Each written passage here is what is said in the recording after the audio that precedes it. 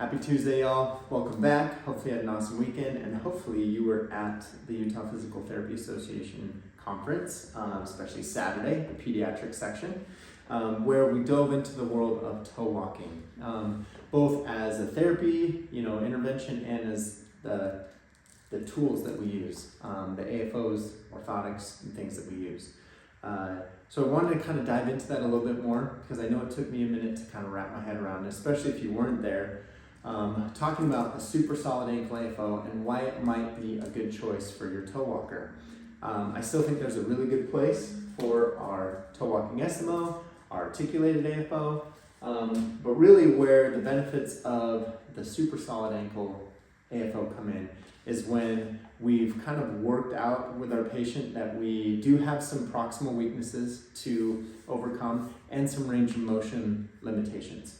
So, and why the Super Solid is so good at that is, well, if you think of the more traditional methods, SMO, articulated AFO with a flexible toe plate, we're really allowing for a lot of movement and a lot of knee flexion through that.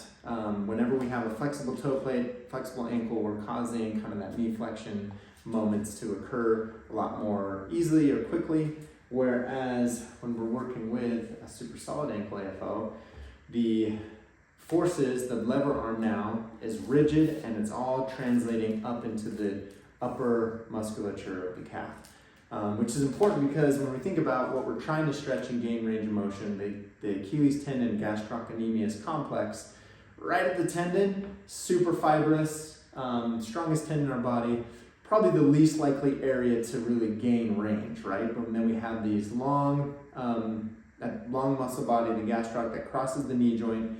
We really want to take all of that force into that area. And if you think about it, that's kind of the exact same principle with serial casting. We don't do articulated casts for our toe walkers or kids that have range of motion limitations. We put them in a rigid cast where we're creating that longer lever arm, a lot more force into areas where we can gain that range. And that's why serial casting is so successful. So that's the easiest way I can kind of break it down of why the Super Solid Ankle is also very successful in gaining that range of motion on our tight kids.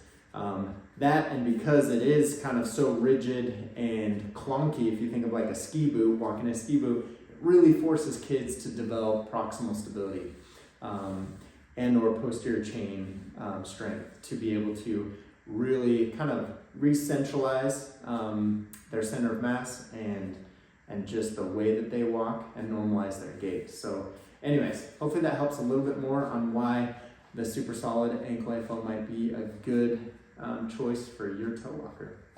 Until next time, y'all, take care.